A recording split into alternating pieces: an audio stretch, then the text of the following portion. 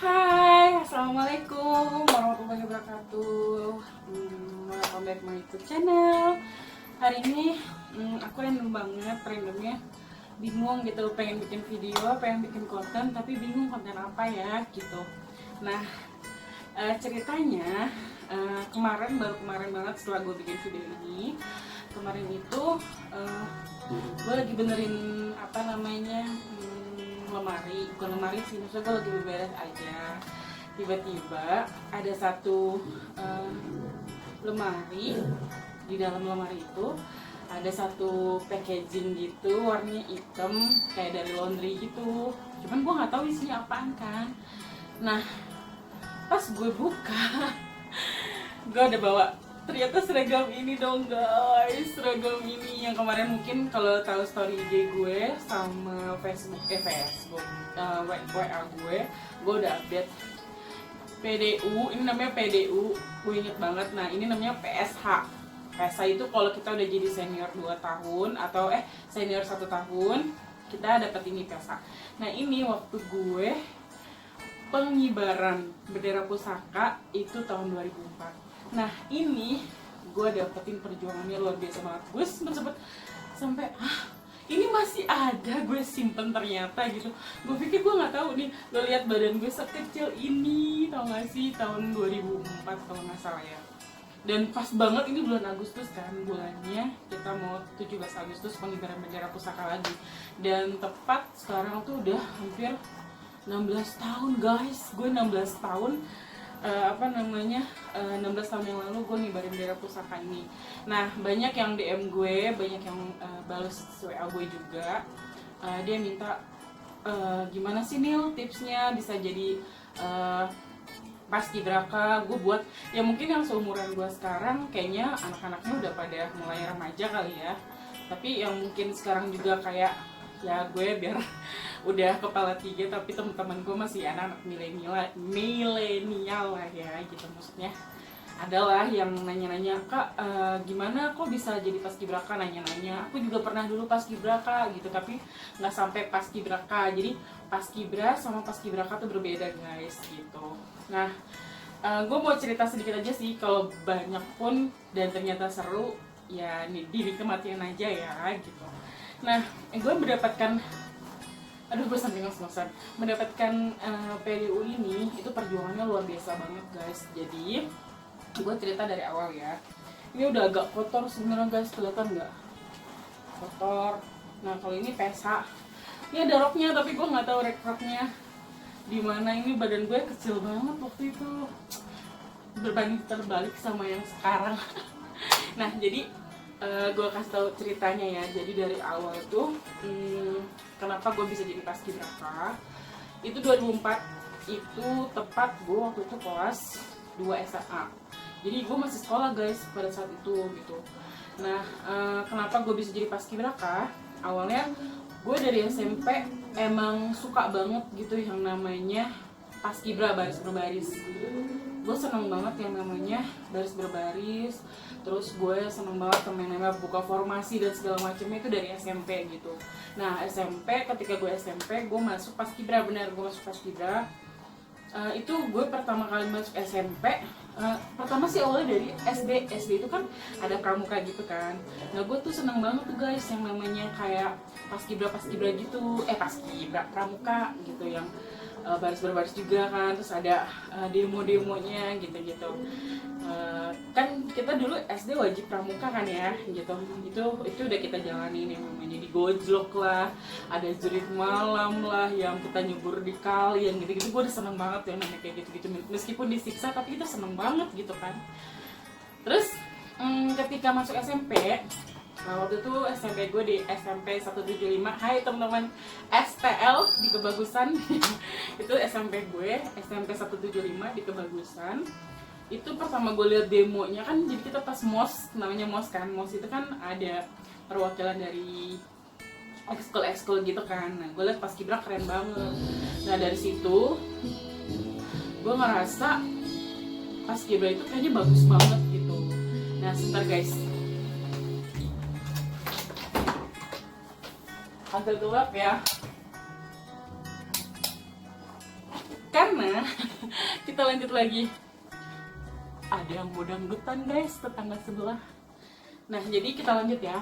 Nah itu Paskibra tuh keren banget, demonya keren banget, dan gue ngerasa kayaknya gue Paskibra aja deh. Tadinya Pramuka juga bagus banget karena kan dari SD kan kita udah dicekopin Pramuka tuh.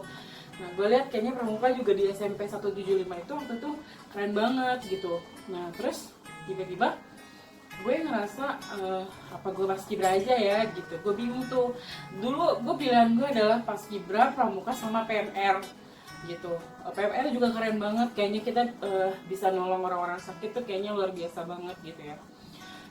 Terus gue galau. Nah suatu ketika gue ngeliat kayaknya keren ya. Terus gue pada saat SMP itu gue berpikir gini. Kita kan sering ya ngeliat di TV tuh yang di istana ngibarin bendera tuh sampai kayak disaksikan presiden dan segala macamnya, kayak keren banget gitu. Nah gue pernah bermimpi waktu gue nonton pengibaran di istana itu, gue pernah berpikir gini, suatu saat gue bakal ada di situ gitu. Nah pas di SMP itu gue ngeliat demo Paskibra di SMP itu sama gitu, kayak gitu pengibaran bendera terus disaksiin, ditepuk tanganin sama yang nonton gitu peserta mosnya. Aduh keren banget.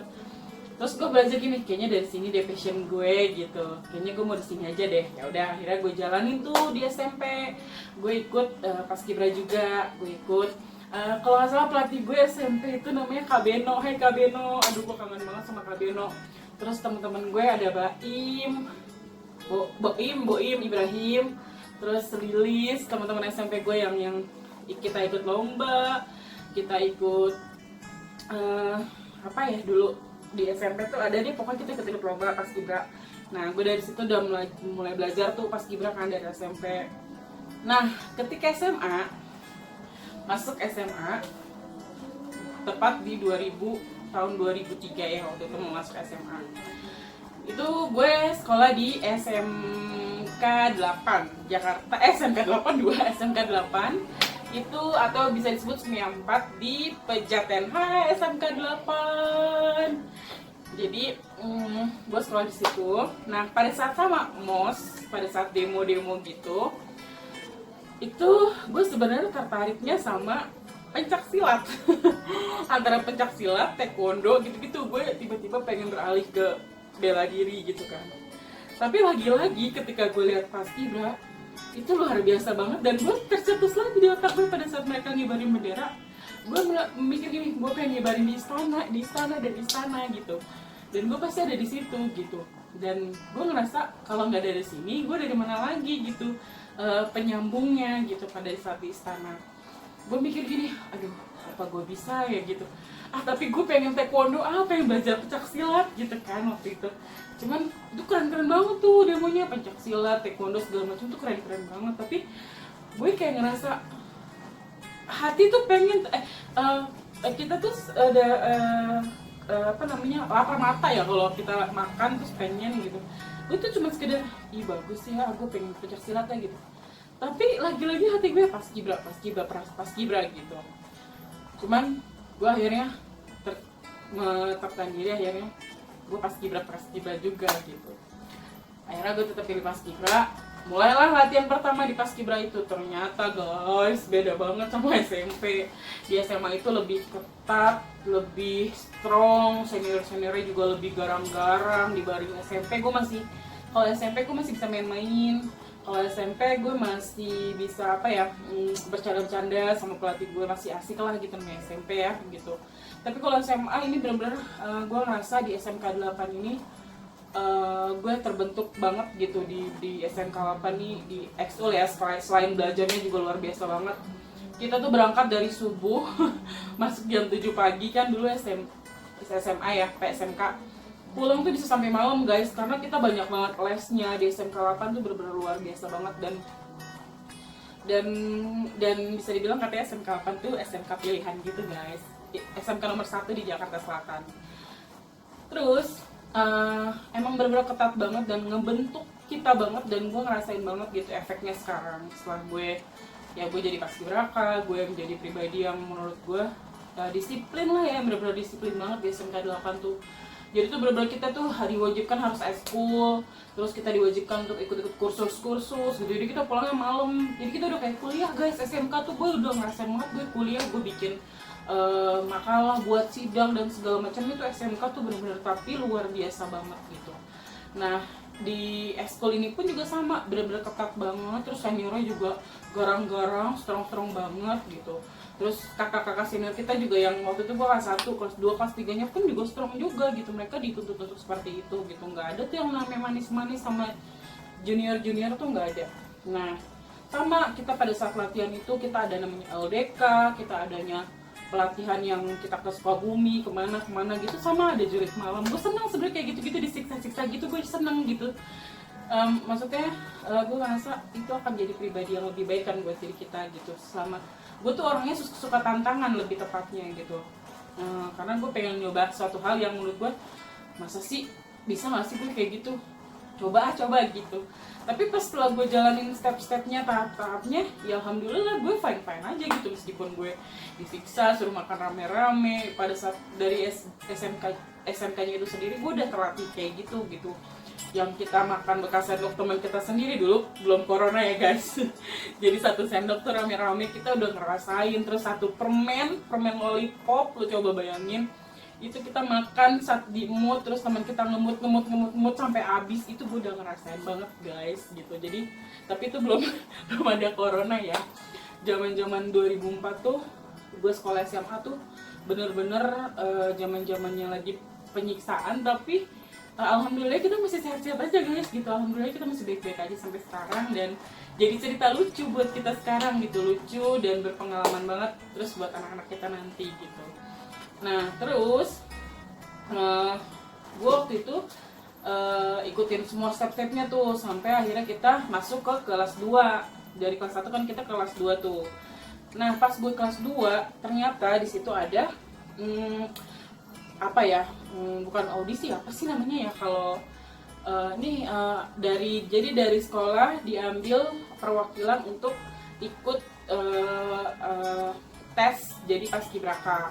Nah paskibra dan paskibraka bedanya hanya pengibaran bendera pusaka. Kalau paskibra kan pasukan bendera, kalau paskibraka pasukan bendera pusaka gitu. Bedanya karena pada saat itu sebelum gue itu ada senior gue namanya Kak Resti. Hai Kak Resti. Kak Resti tuh udah duluan jadi paskibraka dari SMK gue, SMK 8 perwakilan. Nah gue liat di situ Kak Resti kayaknya keren banget, terus kayaknya dari paskibra nih masuk nih, dia satu orang satu-satunya masuk paskibraka dari SMK 8 gitu.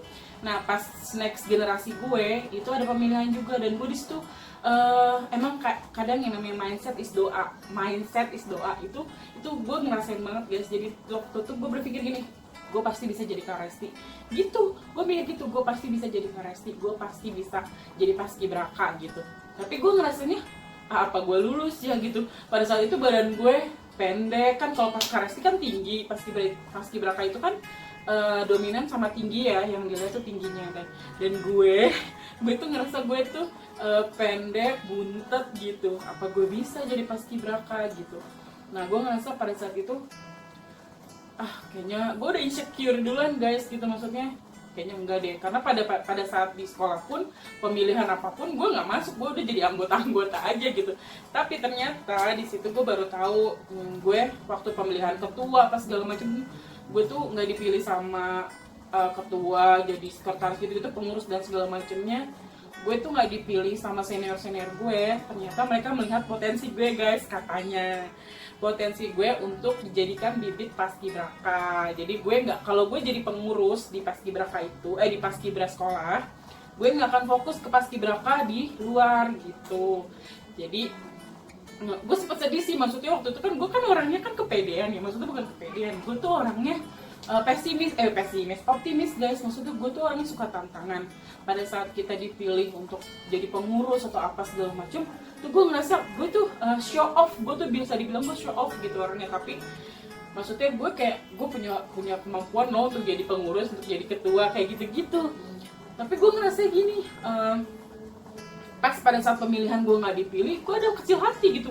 kok gue nggak dipilih ya gitu, kok gue nggak jadi ketua ya gitu. Padahal tuh ekspektasi gue tuh gue akan jadi ketua guys, ketua paskibra di sekolah gitu. Tapi gue ternyata nggak dipilih gitu, malah gue jadi anggota. Gue sama Risha temen gue itu, gue nggak sama sekali kepilih. Cuman gue mikirnya gini, ah ya udahlah gitu. Mungkin emang bukannya rezeki gue ya, mungkin emang gue menjadi anggota aja terus gitu kan. Ya udah akhirnya Kak Resti bilang, Mila kamu mau ikut nggak apa namanya tes paskibraka gitu di wali kota. Terus gue mikir gini, emang aku bakalan lulus ya Kak? Gue bilang gitu. Ya kamu jangan kayak gitu, jangan berkecil hati ya, coba aja dulu. Karena gue mikirnya waktu itu badan gue pendek, terus gue gemuk tapi nggak segemuk sekarang. Gemuk, pokoknya gemuk, beda sama temen-temen gue yang lain yang langsing, yang tinggi segala macem gitu. Ya udah akhirnya, ya udah ikutin aja dulu, jalanin aja dulu step-stepnya gitu. Ya udah akhirnya dipilih tuh dari sekolah. Hampir angkatan gue ikut audisi juga guys. Apa sih yang namanya seleksi. Jadi tuh ikut seleksi ya. Jadi kita dari seleksinya dari sekolah itu diseleksi juga kan. Waktu itu di sekolah gue ada sekitar 20 lebih anggota. Tapi yang dipilih untuk masuk ke paskibraka untuk ikut seleksi itu sekitar 10 orang atau 15 orang. Jadi cuma setengah dari anggota kita di sekolah gitu. Nah gue termasuk salah satunya. Nah staffnya itu dari sekolah kan udah diseleksi nih, masuk sekitar 12 orang atau 15 orang gitu kan. Itu diseleksi dulu di kecamatan guys, nggak langsung ke wali kota. Jadi stepnya kecamatan, dari kecamatan dari sekolah, kecamatan, wali kota, DKI Jakarta, baru istana gitu. Nah gue udah di tahap wali kota waktu itu kan terakhir. Jadi gue pertama dari sekolah gue udah diseleksi, gue lulus masuk ke kecamatan. Nah di kecamatan juga sama semua diseleksi, dilihat, kita dicek darah, dilihat tinggi badannya, terus postur tubuhnya, terus fisiknya, sit up, push up, terus kita dites juga IQ-nya, kita dites tertulis juga, segala macam semuanya. Terus dites apa lagi ya waktu di kecamatan? Sama berbaris, terus ada interviewnya juga gitu. Terus kita dites di panas-panasan di lapangan gitu, seberapa kuat sih fisik kita gitu untuk jadi seorang paskibraka gitu. Dan alhamdulillah guys, 2 hari seleksi di kecamatan, kalau nggak salah 2 hari atau 3 hari gitu. Karena kan ada step-stepnya kan. Alhamdulillah gue lulus di kecamatan. Masuklah step di wali kota, atau itu wali kota atau kota Madia ya, Jakarta Selatan, karena kan SMK gue Jakarta Selatan, jadi gue masuk di Jakarta Selatan waktu itu di Prapanca wali kotanya. Di situ juga sama tes fisik, karena apalagi kalau di wali kota tuh lebih berat lagi, fisik, terus interview juga, terus kelengkapan fisik kita, terus kita kakinya gimana semua itu lebih detail kalau di wali kota. Terus senyum kita, lu lihat sendiri kan, muka gue bulat gitu kan, segala macam. Terus mentalnya juga sama, interview juga, tes kesehatan, terus tes tertulis, IQ, terus semuanya dites semuanya. Dan alhamdulillah pada saat itu dari sekolah kan waktu itu kalau nggak salah 15 orangan ya yang ikut ikut seleksi itu. Dan yang terpilih dari sekolah hanya 2, salah satunya gue. Gue dan temen gue namanya Risha. Hai Risha, gue terpilih tuh pada saat itu masuk ke wali kota. Alhamdulillah banget. Gue kaget banget kan waktu itu gue pakai nomor pas pada saat pengumuman tuh sebenarnya gue deg-degan, udah hopeless karena se-Jakarta Selatan guys, seluruh sekolah yang ikut seleksi itu ada sekitar 100 orangan kali yang ikut seleksi itu dari sekolah se-Jakarta Selatan. Dan itu cantik-cantik banget, tinggi-tinggi banget, postur badannya juga gede-gede banget. Gue tuh udah insecure duluan, udah gue ngerasa udah gue gak bakalan lulus. Terus udah gitu maksudnya gue liat gue cowok-cowoknya juga keren-keren banget, badan-badan udah stilan orang-orang istana lah gitu kan. Cuman gue apalah gue gitu, gue yang pendek, gendut gitu, bogel gitu kan. Gue ngerasa ini apa gue lulus gitu kan maksudnya. Tapi gue udah pas pada saat pengumuman gue udah selengean guys, gue udah siap-siap mau pulang, udah gue pulang gitu kan, nggak bakalan lulus gue gitu. Karena udah ratusan anak-anak sekolah dari se-Jakarta Selatan, dari SMA, SMK tuh campur guys, di wali kota tuh semuanya ikut seleksi juga gitu. Terus udah gitu cantik-cantik, postur tubuhnya juga bagus-bagus cewek-ceweknya. Cuman tiba-tiba nomor gue dipanggil, gue gimana gak shock coba. Maksudnya gue ngerasa ini orang, ini jarinya salah kali ya gitu. Pas gue dipanggil nomor gue, misalnya waktu itu gue lupa nomor berapa, misalkan 0057 gitu ya, 0057, gue nggak langsung lari guys, kan karena waktu itu kan kalau pada saat dipanggil nomornya langsung lari masuk ke dalam, kan kita di lapangan luar gitu kan, masuk ke dalam wali kotanya, ngomong siap 0057 gitu, langsung lari ke dalam. Nah gue tuh nggak langsung lari guys, karena gue mikirnya ini pejurinya salah nyebutin nomor apa kayak gimana gitu kan. Terus gue dipanggil tuh 0057, gue sempet gini, ini nomor gue loh, dipanggil 2 kali 0057 gitu kan, jurinya sampai kayak gitu. Gue nengok, terus kata sebelah gue, kamu gitu, gue gak tau dari sekolah mana. Gue ya gitu, siap 0057. Gue kayak orang bego, dan gue kayak ngerasa ini gue bener lulus gitu. Gue bener-bener lolos, gue lari sekencang-kencangnya. Tau gak guys, gue pikir sampai di dalam tuh kita aduh gila deh, 2004 emang luar biasa banget. Itu tuh bener-bener kita tuh dipikir tuh pas kita lolos, kita disanjung-sanjung, selamat ya kalian lolos.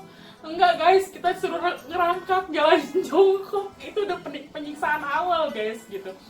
Itu padahal gue masih speechless, gue masih bingung, ini gue beneran lulus, tapi udah sampai di dalam gue langsung disiksa gitu. Hai 2004 angkatan gue, kalian inget itu nggak? Pasti ketawa-tawa kalau kita ceritain itu ya. Itu yang lulus dari kalau nggak salah 30 orang deh, cowoknya 15, ceweknya 15 kalau nggak salah ya, gue lupa, pokoknya berapa anggota gitu yang lulus dari ratusan orang guys. Jadi yang diambil 30 se-Jakarta Selatan, termasuk gue salah satunya sama temen gue yang satu sekolah, Risha. Itu tuh gue ketawa-tawa, bukan ketawa dalam hati, gue ketawa bahagia ya, maksudnya terus nangisnya juga nangis bahagia, tapi karena kita pas diumumin lulus langsung disiksa, jadi kita kayak orang bego. Guling-guling. Zaman gue 2004 itu, udah lama. Zaman gue 2004 itu masih penyiksaan guys, maksudnya belum ada undang-undangnya sekarang kan. Kalau sekarang karena dulu ada, inget banget gue pokoknya angkatan gue 2004 itu angkatan terakhir deh kalau nggak salah yang adanya penyiksaan, bukan penyiksaan sih, maksudnya gojlokan kayak gitu yang parah gitu. Karena kalau nggak salah di tahun 2005, inget kan yang STPDN yang lu gila aja, kita udah disiksa, udah bener-bener disuruh guling-guling, udah disuruh jalan jongkok, padahal kita lulus pada saat itu. Di situ tuh awal dari penyiksaan kita gitu. Tapi jadi cerita sekarang. Nah udah gitu, udah kamu sadar nggak, kamu bahagia nggak, seneng apa enggak gitu lulus segala macem. Ya dibilang seneng ya seneng, tapi kita udah langsung disiksa kan, jadinya shock duluan kan. Cuman gue waktu itu bertekad gue akan ngibarin bendera pusaka di istana. Itu pemikiran gue, mindset gue pada saat itu gitu. Gue mau ke istana, gue mau banggain orang tua gue guys gitu dalam hati gue. Tapi gue lawan semua tuh, maksudnya gue lawan diri gue untuk supaya gue tetap jalanin ini pilihan gue loh gitu, apapun resikonya harus gue hadapin gitu. Ya udah gue jalanin, gue tetap ikutin gitu sampai akhirnya selamat ya kalian lulus. Akhirnya pas terakhirnya udah tuh diucapin selamat sama seniornya, kalian masuk di waktu itu masih Capaska, karena calon pasukan pengibar bendera pusaka, karena itu masih diseleksi lagi guys, karena nanti ada sistem gugur lagi kalau misalkan memang kita nggak berprestasi gitu pada saat pelatihan, itu tetap di sistem gugur. Nah alhamdulillah gue ikutin, singkat ceritanya aja ya, gue ikutin tuh semua step-stepnya. Itu gila deh, tahun gue tuh benar-benar penyiksaan terakhir yang gue bilang gitu, bukan penyiksaan, maksudnya penggojlokan parah terakhir, karena gue ngerasain banget yang namanya kita tuh di satu asrama gitu kan, waktu itu di Cibubur sama di Ragunan. Kita naik tronton, dari turun tronton kita suruh guling-guling, terus suruh jalan jongkok, tiarap dan segala macemnya. Udah pada saat pelatihan juga, tapi emang itu ngebentuk diri kita guys, maksudnya pada saat zamanan gue, angkatan gue tuh nggak ada yang lemah-lemah gitu, nggak kayak anak-anak sekarang. Kalau anak-anak sekarang tuh kayaknya baru dibentak sedikit ngadu sama orang tuanya ngadu kan. laporin polisi segala macam. Tapi zamanan gue 2004 itu kita tuh diem aja guys. Ya ada sih yang ngadu-ngadu beberapa ke orang tuanya, terus orang tuanya nggak terima anaknya digituin, ada beberapa, tapi nggak seheboh kayak zaman sekarang gitu, yang sama guru aja udah dibentak atau dilempar pakai pensil atau apa, penggaris segala macam, udah ngadu ke sekolah gitu. Tapi zaman gue tuh enggak, itu tuh bener-bener disiksa, yang didorong, yang ditampar mungkin ya, pada saat itu ditampar, diapain, tapi kita mental kita kuat aja gitu loh. Terus pernah di barak waktu itu, ini pengalaman pribadi yang nggak bakalan gue lupain sih sama teman-teman angkatan gue. Kita tuh disuruh mandi bareng-bareng, maaf ya, nggak berbaju, semuanya sama-sama nggak berbaju. Mandi yang namanya mandi pasti nggak berbaju kan. Itu rame-rame, terus kita disuruh baris-berbaris dengan keadaan nggak berbaju guys. Tapi itu jadi cerita lucu buat kita, jadi kita tahu tuh teman-teman kita bentuknya kayak gimana gitu. Tapi itu pengalaman yang nggak bakalan kita bisa lupain seumur hidup gitu. Terus yang kita baru bangun tidur, tiba-tiba disuruh baris baru bangun tidur, satu, senior kita udah ngomong, dua, namanya kita tidur kan, udah pules-pulesnya disuruh bangun, udah denger satu, dua, tiga gitu, udah langsung sigap, udah di depan barak gitu, di depan kamar, udah berbaris, sementara nyawa kita belum nyambung guys, gitu. Aduh, itu kalau kita lagi ngumpul nih reunian pasti kita ketawa-tawa deh kalau ingat-ingat masa itu. Terus pada saat makan nih, nah makan itu kan emang bergizi banget, makanya badan gue waktu itu akhirnya berubah drastis kan, badan gue, terus rambut gue udah kayak Dora, lo lihat kan muka gue bentuknya bulat gini, terus rambutnya pendek, itu udah kayak Dora banget. Nah itu kita tuh makan bener-bener porsinya bener-bener dilihat banget, kalau kayak gue bener-bener porsinya juga bakalan ditakarin banget gitu. Terus pernah suatu ketika kita kan kalau makan siang itu harus yang sayur dan berkuah. Nah tiba-tiba gue waktu itu kuah gue sedikit banget, nyokap gue nyiapin ya, makanya gue luar biasa banget sama orang tua gue, bapak gue, nyokap gue, almarhum kakek gue dulu juga yang ikut pengibaran. Tapi maksudnya gue di sini mengucapkan makasih banget, orang tua gue tuh bener-bener luar biasa banget ya perjuangannya, nggak ada tapi diada-adain, karena waktu itu bener-bener kita tuh nyiapin makanan segala macam, harus ada buah dan segala macamnya. Terus gue harus ke GBK, lu bayangin rumah gue di Depok dan gue harus ke GBK itu jam 5:30 gue udah sampai di GBK. Lu bayangin gue harus berangkat jam berapa, dan bokap gue bangun subuh-subuh buat nganterin gue doang guys, buat latihan, karena kalau telat gue pasti dihukum gitu, saking gue pengen jadi seorang paskibrakanya gitu. Makanya luar biasa banget, makasih Umi, Bapak, udah pengorbanannya luar biasa banget waktu itu. Terus itu dia, makanya ngelihat mungkin orang tua gue pas pada saat kan ada orang tua juga diundang juga waktu kita di barak. Itu di situ nyokap gue nangis karena gue waktu itu posisinya habis pingsan guys gitu, jadi gue badan gue lemes banget. Hampir sempat gue dibawa pulang sama nyokap gue karena nyokap gue juga nggak terima kok anak gue bisa sampai pingsan. Padahal sebenarnya gue nggak kenapa-napa, cuma kecapean doang, sama waktu itu gue lagi lemes banget. Pokoknya imun gue bener-bener lemah banget, jadi gue sempat pingsan waktu itu.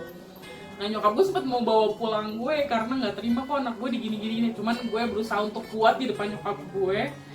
Gue bilang sama nyokap gue nggak apa-apa, Nima tetap mau lanjutin, karena kalau waktu itu gue akhirnya pulang gue nggak bisa lanjut guys ikut paskibraka gitu.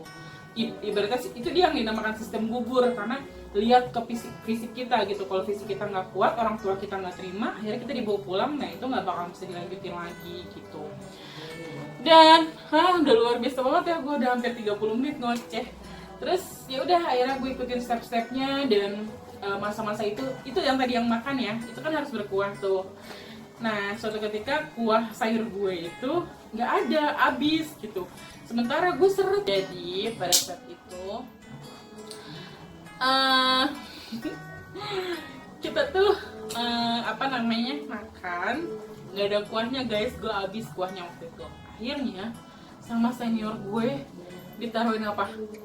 Aqua dong guys, ke dalam makanan gue, ke dalam nasi gue. Jadi kuahnya itu dari Aqua. Lo tau kan rasanya Aqua kayak gimana, adem dan segala macamnya. Biar gue tetap makan pakai kuah, segitunya gitu. Terus akhirnya mau nggak mau tetap gue makan, karena di depan mata gue senior gue udah begini, habisin, kalau lo nggak habisin habis lo sama gue gitu, ibaratnya kayak gitu. Lo salah sendiri kenapa lo bawa sayur, kuah lo nggak banyak gitu. Jadi ya udah gue rasanya pengen nangis. Karena gimana sih makan kayak gitu kan, kita nggak makan, jangankan makan yang nggak ada rasa ya, makan yang ada rasa aja kalau nggak enak di mulut kita kan nggak enak ya guys gitu. Tapi gue maksudnya tetap jalanin aja gitu, tetap makan, karena ya itu dia, gue orangnya suka tantangan. Sekali lagi ya udah, gue jalanin, gue makan gitu. Terus kita tiap pagi tuh sarapan pasti telur rebus dan susu, itu enak banget tiap hari. Apalagi kan menjelang pengibaran itu menjelang Agustus, jadi kita udah digembleng dari bulan Mei, Juni, Juni, Juli, Agustus. Jadi 3 bulan kita pelatihan untuk menjelang 17 Agustusnya. Jadi itu intens tuh, kita tiap hari ketemu, tiap hari latihan. Makanya waktu sekolah itu gue nggak sekolah guys, tapi dapat keringanan dari sekolah karena gue kan perwakilan sekolah gitu. Jadi gue ngerasa gue dari sekolah ya nggak apa-apa, gue nggak masuk kelas, gue nggak belajar juga nilai gue tetap bagus gitu. Makanya pada saat jadi ada jadwal nggak latihan terus gue sekolah, gue tuh kayak ngerasa asing di kelas gitu. Kayak lu siapa sih nih, nggak masuk mana aja sih lo gitu. Di kelas tuh gue kayak gitu, tapi nilai gue tetap bagus. Terus tugas-tugas gue nggak ada. Ya makanya tuh mungkin karena perwakilan dari sekolah kan. Gue waktu itu sekolah SMK 8 ngewakilin gue sama temen gue berdua. Itu kita bener-bener ngerasa ya namanya kita mengharumkan nama sekolah kan ya. Jadi kita benar-benar diistimewain banget lah gitu dari segi sekolah kita. Walaupun kita jadi akhirnya bego gitu pas kita dapat tugas gitu, kita jadi kayak orang cengok. Gue nggak belajar, nggak ikut belajar, nggak ikut ngapa-ngapain, tapi nilai gue ada gitu. Terus gue jadi kayak orang bego. Ya akhirnya ya nggak bego-bego banget sih, tetaplah kita namanya belajar kan itu penting ya guys gitu. Tetap kalau ada tugas atau apa tetap, tapi ya pasti kita nanya temen, tanya gurunya langsung, Bu ini gimana, saya kan kemarin nggak ikut gini nggak ikut belajar. Ya udah akhirnya dikasih keringanan sama gurunya, nih kamu ngerjainnya gini gitu. Kayak gitu-gitu sih guys. Alhamdulillah, maksudnya kita tetap sekolah, tetap pelatihan juga. Alhamdulillah sekolahnya juga ngedukung gitu. Waktu itu gue dapat apa ya dari sekolah pas masa pelatihan tuh, dapat sepatu kalau nggak salah dari sekolah. Maksudnya dapat sepatu buat biar pelatihan gue katanya semangat gitu-gitu kata guru BK gue dulu. Terus kalau nggak salah dapat piagam juga, dapat uang juga, tapi gue lupa uangnya berapa. Waktu tahun 2004 mah nggak kayak sekarang, mungkin ya sekarang mah mungkin udah gede kali ya. Kalau sekarang kayaknya ya cuma uang jajan aja kan. Ya udah akhirnya kita ikut pelatihan itu tuh intens banget tuh selama beberapa bulan. Gue badan gue tuh bener-bener kebentuk banget, pribadi gue juga jadi kebentuk, gue jadi disiplin banget. Gue sampai siap, iya kak gitu, siap. Itu kan selalu kayak gitu kan. Itu gue sama nyokap bokap gue sampai ngomong siap gitu. Kalau nyokap gue bokap gue nyuruh gue apa, siap, jadi kayak ke bawah gitu. Kadang suka lucu. Terus pengalaman selama latihan banyak sih, banyak banget. Tapi ya itu dia yang gak bakal gue lupain, yang tadi mandi bareng, terus kita benar-benar jalan jongkok. Lo tau nggak dari Ragunan yang patung monyet tuh, kita turun dari tronton itu kita udah diguling-guling, suruh guling-guling. Itu dulu waktu di patung monyet Ragunan itu kan masih aspal ya, nggak kayak sekarang. Aspalnya juga masih genjel kerikil gitu. Lo bayangin gitu, kita benar-benar panas terik matahari, suruh turun dari tronton, suruh guling-guling. Tapi kita fine-fine aja gitu, nggak busuk-busuk juga, maksudnya nggak luka-luka juga, tapi kita enjoy aja gitu. Cuman bedanya kita gestang aja pada saat itu. Nah cuman menjelang pengibaran itu kita bener-bener nggak digembleng apa-apa sama sekali. Kita bener-bener perawatan, bener-bener maskeran, bener-bener pokoknya disayang-sayang deh sama seniornya menjelang 17 Agustusnya gitu. Nah terus 16 Agustusnya kita sebelum menjelang pengibaran, pokoknya selama latihan itu banyak deh pengalaman yang gak bakal bisa kita lupain, yang benar-benar nguras mental kita, nguras otak kita juga, terus kedisiplinan kita juga, yang akhirnya ngebentuk kita sampai sekarang gitu. Itu banyak banget pengalaman yang gak bakal bisa kita lupain seumur hidup ya, maksudnya akan kita ceritain sama anak-anak kita nanti gitu. Mama ikut ini loh, dulu mama tuh begini loh gitu. Nah terus akhirnya menjelang 17 Agustusnya, 16 Agustusnya itu kita nginap guys di wali kotanya langsung. Oh enggak, sebelum 17-an kan tadi kan yang tadi gue bilang kan ada step-step ya, step-stepnya tuh kayak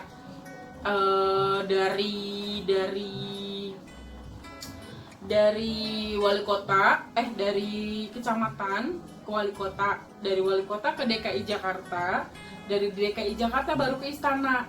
Nah, jadi pada saat kita pelatihan itu ternyata ada pelatihan lagi untuk seleksi ke DKI Jakarta yang menuju ke istana. Karena gue kan waktu itu kan gue bertekad untuk gue mau ke istana, tapi gue melihat apa namanya, melihat teman-teman gue semuanya cantik-cantik, tinggi-tinggi, gue udah jadi insecure duluan kan, maksudnya ya gue nggak bakal masuk deh ke istana gitu. Tapi gue step di wali kota aja tuh alhamdulillah gue udah bersyukur banget, udah masuk dari ratusan anak-anak wanita yang cantik-cantik itu, terus gue lolos gitu.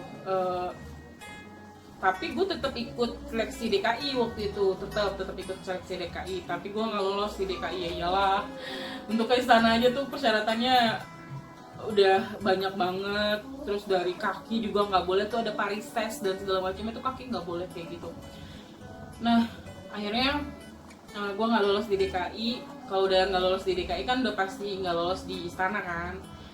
Ya udah, jadi gue udah stuck di wali kota aja. Tapi di wali kota pun sama guys, kita tetap mengibarkan bendera pusaka juga, dari istana juga, cuman kita ngibarinnya di wali kota bareng sama bapak wali kota gitu. Terus ya udah, nah menjelang 17-an itu tanggal 16 kalau nggak salah, kita pengukuhan namanya. Pengukuhan itu kita itu dia yang tadi gue bilang, kita benar-benar nggak ada pelatihan, kita benar-benar dirawat, dijaga sama senior kita gitu, dibaik-baikin, dijaga mentalnya, kesiapannya. Karena pada saat 17 Agustus kan namanya kita udah, biarpun kita udah latihan berbulan-bulan, kalau kitanya nervous, kitanya mentalnya nggak baik, meskipun fisik kita kuat ya tetap aja gitu kan, takutnya kenapa-napa. Jadi kita benar-benar di 16 Agustusnya itu kita benar-benar relaksasi. Terus pemilihan siapa yang nanti bawa baki, yang bawa benderanya itu pastinya cewek-cewek yang manis, yang senyumnya bagus, terus cewek-cewek yang tinggi gitu. Gue sih nggak bakal kepilih walaupun waktu itu gue ikut seleksinya juga. Terus udah tuh 16-nya itu kita pengukuhan. Nah itu ngundang orang tua kita. Waktu itu kita disuruh, waktu itu kita dapat undangan 3 orang tua udah pasti. Yang satu lagi terserah deh lo mau undang siapa, mau undang pacar lo, mau undang siapa gitu. Cuman waktu itu karena gue berhubung gak punya pacar, jadi gue punya kakek almarhum yang udah almarhum. Al-Fatihah ya buat baba, kakek aku yang ngedukung aku banget, bener-bener wah pokoknya luar biasa banget ya. Kalau udah curhat, udah berbagi ilmu, sharing sama beliau tuh bener-bener luar biasa banget. Makanya waktu gue ngambil passion ini, gue dapat kesempatan ini untuk ngikutin Paskibra ini, beliau seneng banget, dukung gue banget, apapun dia lakuin gitu buat gue gitu. Makanya waktu itu pas gue dapet undangan 3, ya salah satunya adalah kakek gue gitu. Gue undang, dia udah tua guys, tapi dia masih mau bela-belain. Waktu itu rumahnya dia di daerah Manggarai. Terus gue kan dulu kan zaman 2004 tuh nggak ada Gojek, nggak ada Gokar, nggak ada apa-apa kan. Kalaupun naik taksi juga mungkin pada saat itu agak mahal. Kaki gue naik angkot, naik Kopaja ke wali kota, bela-belain untuk melihat gue doang. Gue nggak tahu dia bisa tahu gitu di wali kota naik apa. Ya mungkin dia nanya-nanya, tapi gue nggak tahu. Dia kan letaknya kan gue nggak tahu ya, di posisinya wali kota tuh yang baru tuh di mana. Waktu itu kan wali kota Jakarta Selatan kan ada 2 kan posisinya, yang baru sama yang wali kota lama. Cuman gue nggak tahu tuh, kakek gue tiba-tiba tahu gue di wali kota lama gitu, di wali kota baru dia nyampe gitu. Makanya gue luar biasa banget, alhamdulillah banget gitu, kakek gue bisa ngeliat gue. Pada saat itu gue ucap ikrar pemuda Indonesia di depan wali kota, ibaratnya. Terus gue nyium bendera pusaka gitu, sambil ya gimana sih, kita ngerasa perjuangan kita tuh kayak sekarang tuh kayak terbayarkan gitu loh.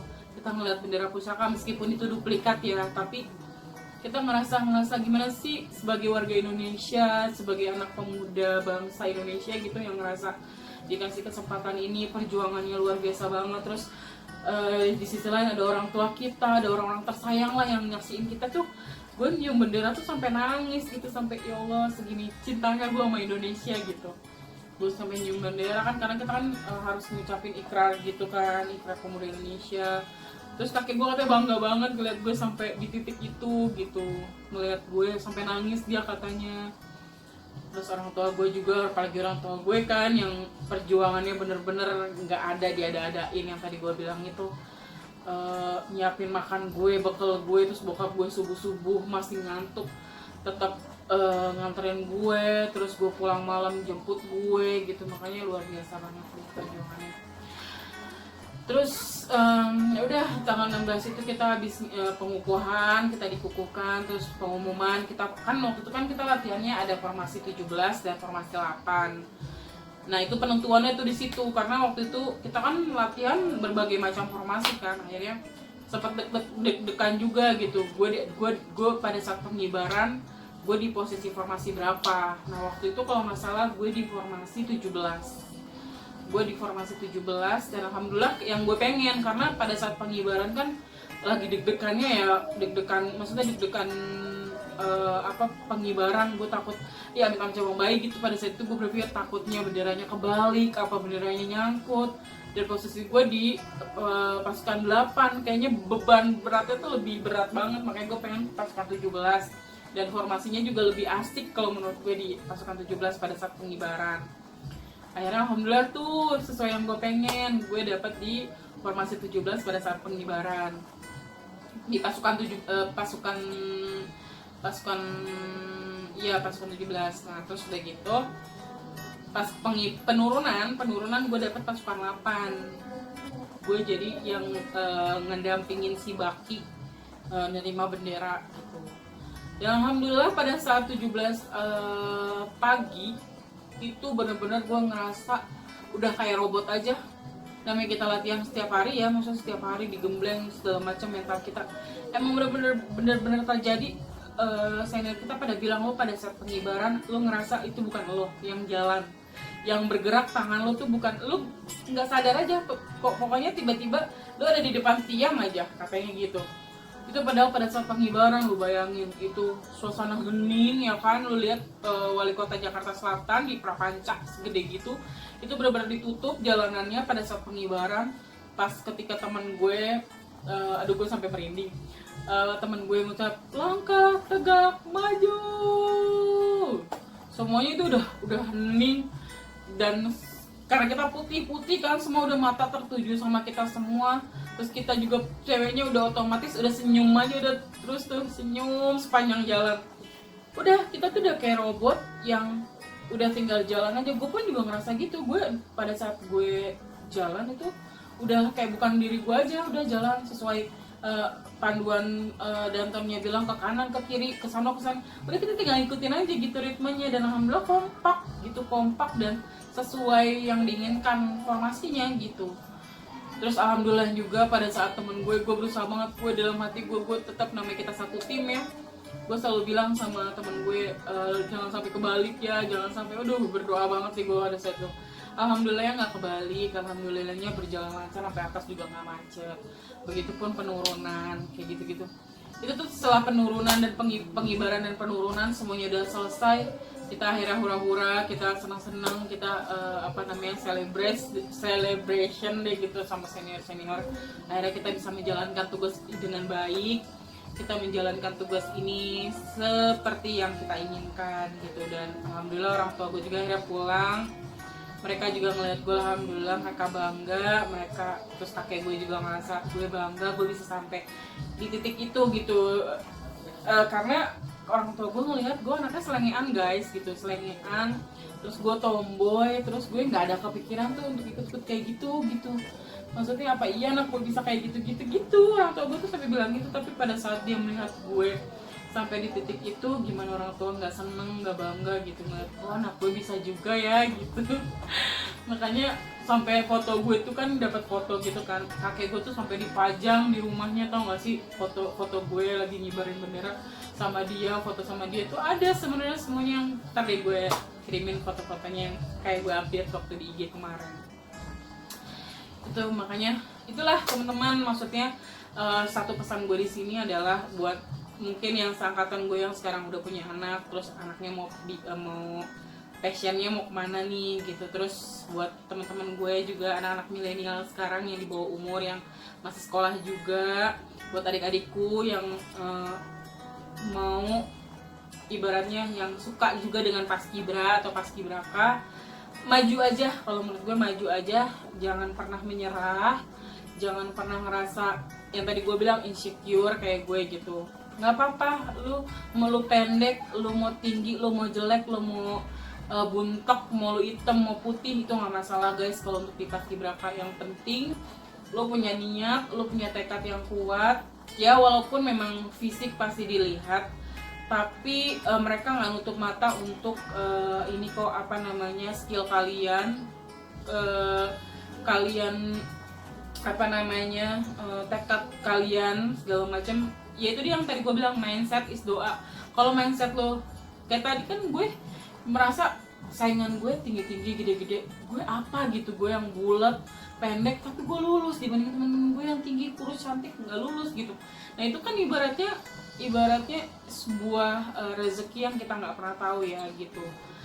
Ya walaupun mungkin pada saat tahun gue 2004 itu kita dibayar, kita dikasih uang guys dari pemerintah, tapi nggak sebesar yang mungkin zaman sekarang ya. Zaman sekarang bener-bener pokoknya kalau zaman sekarang mah penyiksaan gitu juga udah nggak ada, bener-bener dilatih secara bener-bener.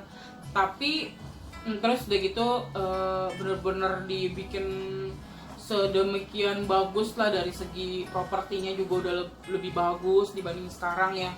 Maksudnya udah kayak istimewa banget deh kalau sekarang mah, udah beda banget sama zaman dulu. Tapi menurut gue minusnya kayaknya mentalnya agak kurang gitu kalau anak zaman sekarang. Tapi kalau anak zaman dulu mentalnya tuh kebentuk sampai sekarang guys, alhamdulillah gitu. Kita jadi pribadi yang kuat, kita jadi pribadi yang apa ya manusiawi lah. Pasti ada lemahnya, tapi kita ada ibarat intisari dari yang kita dapat dari kita belajar di paskibraka itu gitu. Makanya buat ibu-ibu yang anaknya mau ikut paskibra atau paskibraka, jangan takut entar hitam, entar gosong, entar disuruh begini nggak apa-apa, ikutin aja, ikutin passionnya anak-anaknya aja. Terus ikutin passion kalian juga, kalian jalannya ke situ ya udah ikutin, jalanin. Kalau kalian punya tekad gue mau ngibarin di istana, nggak ada yang tahu guys gitu, nggak ada yang pernah tahu rezeki kita sampai mana, sampai ke situ atau enggak, kita nggak akan pernah tahu kan. Semua itu ada butuh proses kan, ada step-stepnya. Tapi kalau misalnya kita punya tekad, punya niat yang bulat, kita punya ya tadi dibilang mindset kita bagus, ya insya Allah pasti ada aja, Allah akan ngasih jalan yang baik gitu ke kita gitu. Makanya insya Allah kalau misalkan gue siapapun deh, kalau misalkan nanti anak gue passionnya mungkin ke paskibraka juga atau ke paskibra, ya gue amat sangat ngedukung banget gitu. Kalau emang dia passionnya ke situ ya, dia ngeliat mungkin nanti gue akan ceritain, mama begini loh gitu, kamu mau nggak kalau jadi kayak gini. Kalau dia nggak mau, ya udah gitu, kita mau lihat aja lo mau kemana gitu arahnya, kita tetap dukung. Dan kalian tuh jangan pernah pantang menyerah, jangan merasa insecure. Yang tadi kan gue buruknya gue insecure gitu, tapi coba ditanamin di diri kalian kalau kalian tuh pasti bisa, kalau kalian tuh pasti gue pasti bisa kayak dia gitu, tapi yang positif ya gitu. Terus gue sih waktu itu passion gue waktu itu gue pengen ngebanggain orang tua gue aja sih gitu. Gue pengen ngebuktiin gue yang tukang main kayak gini, gue yang tomboy kayak gini, gue bisa ngebuktiin lo, gue bisa lo ikut-ikut kayak gini gitu. Karena dulu gue tomboy banget, gue sering main, gue kesono kemari segala macam gitu. Jadi itu aja sih pengalaman sedikit gue. Cuman tadinya gue pengen cerita detail, cuman kayaknya waktunya nggak cukup ya. Pokoknya intinya itu aja, jangan patah semangat, tetap ikutin passion kalian, jangan insecure, tetap berdoa, pastinya berdoa. Pasti dikasih jalan kok, karena kalau usaha tanpa doa kan juga tetap templang, dan berdoa tanpa usaha juga sama aja. Itu aja guys pengalaman gue. Pokoknya terima kasih paskibraka udah tetap ada buat gue sampai sekarang, tetap ngasih pengalaman yang nggak bakal gue lupain seumur hidup gue. Itu aja guys dari gue, mudah-mudahan kalian juga bisa ikutin apa yang kalian inginkan.